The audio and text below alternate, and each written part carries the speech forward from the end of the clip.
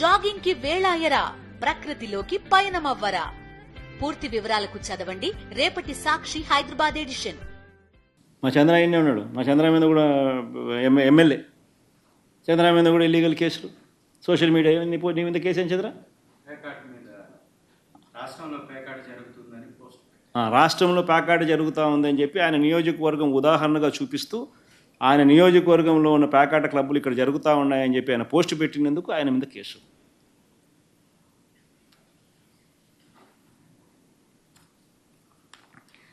ఇంకో దళిత ఎంపీ మా సురేష్, నందిగాం సురేష్, కేసుల మీద కేసులు. తెలుగుదేశం పార్టీ ఆఫీస్ మీద ఆయన దాడి చేసినాడు. ఆయన పాపం ఆయన దాడి చేయలే, పాపం ఆయన ఫోన్ కూడా పోలే, ఆయన ఊళ్ళో కూడా లేడప్పుడు. వేసినారు 60 రోజులు 70 రోజుల పైనది.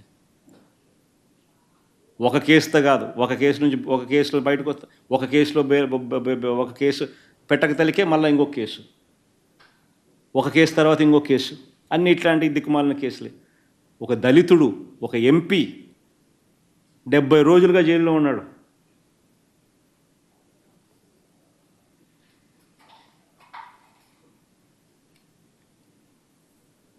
ఇంకొక దళిత ఎమ్మెల్యే చంద్ర, ఇంకో దళిత ఎమ్మెల్యే తనకు నియోజకవర్గంలో ప్యాకాట జరుగుతూ ఉంది, పలానా చోట జరుగుతూ ఉందని చెప్పినందుకు కేసు. ఇంకొక దళిత ఎమ్మెల్యే 8 కేసులు, ప్రశ్నించినందుకు 8 కేసులు. మాజీ మంత్రుల మీద కేసులు, కొడాలి నాని, అంబటి రాంబాబు, రోజా.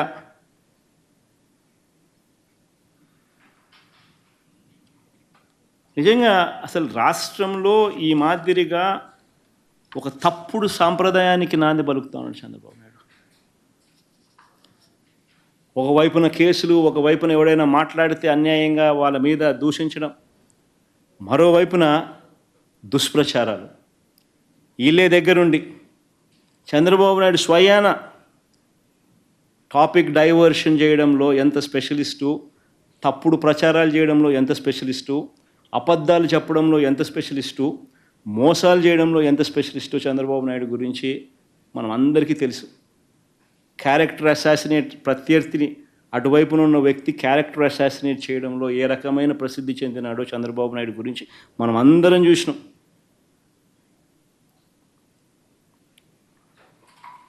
లక్ష్మీ పార్వతితో మొదలుపెట్టుకుంటే నా వరకు క్యారెక్టర్ అసాసినేట్ చేయడం కానీ, డైవర్షన్ పాలిటిక్స్లో తిరుపతి లడ్డు దగ్గర నుంచి మొదలు పెడితే ఎన్నికలకు ముందు ల్యాండ్ రిఫార్మ్స్ యాక్ట్ మీద, ల్యాండ్ టైటిలింగ్ యాక్ట్ మీద, ఎలక్ట్రిసిటీ మీద, కరెంటు మీద, రోడ్ల మీద, తిరుపతి లడ్ల మీద, అప్పుల మీద, రాష్ట్ర ప్రగతి మీద, ఇండస్ట్రీస్ మీద, పారిశ్రామికవేత్తల మీద, ఇవన్నీ గాక తల్లి చెల్లి అంటూ నా కుటుంబాన్ని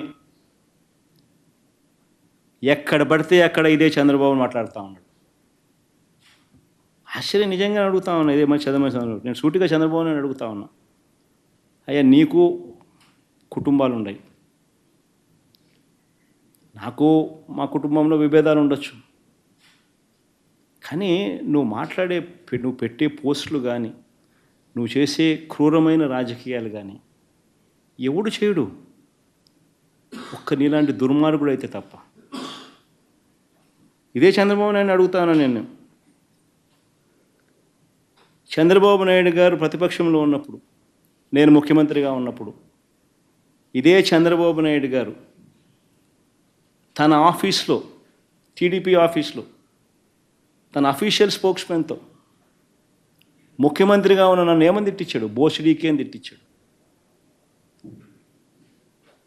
ధర్మమేనా? ఇదే సత్యధర్మ చంద్రబాబు నాయుడు నా చెల్లెల మీద షర్మిల మీద, ఇదే Chandrababu Naidu Hyderabad Jubilee Hills road number 36లో ఈయన బావమరిది బాలకృష్ణ, లోకేష్ మామ, ఈయన సొంత టవర్ ఎన్బీకే బిల్డింగ్స్ నుంచి వెబ్సైట్లలో తప్పుడు రాతలు రాయించి ప్రచారం గతంలో చేయలేదా? పోలీసులు హైదరాబాదులో పోలీసులు దర్యాప్తులో ఇది తేలలేదా? ఇంతెందుకు ఇదే షర్మిలమ్మని అప్పుడే చంద్రబాబు నాయుడు గారి నైజం గురించి, చంద్రబాబు నాయుడు గారు చేస్తూ ఉన్న ఇటువంటి తప్పుడు ప్రచారం గురించి ఏమనిందో ఒకసారి అది కూడా విందాం. ఒకసారి అది కూడా పెట్టుమో ఒకసారి చూద్దాం. ఒకసారి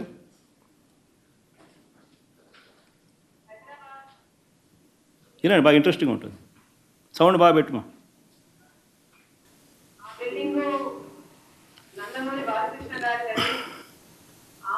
బిల్డింగ్ నుంచే నాపై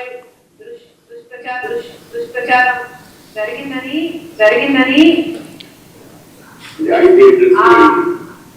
ఐపీ అడ్రస్లను బట్టి పోలీసులు చెప్తున్నారు. బాలకృష్ణ గారి బిల్డింగ్ నుండి జరిగింది ఒకటైతే,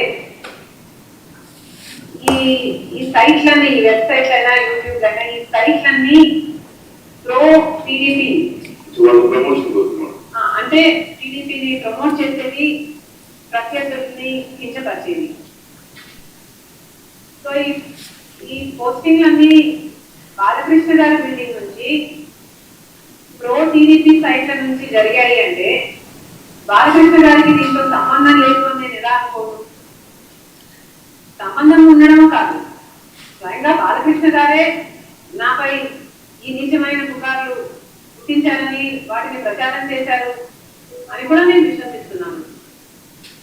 మరి బాలకృష్ణ గారు ఇంత దిగజారుతనానికి ఎందుకు పాల్పడ్డారో ఆయనే సమాధానం చెప్పాలి.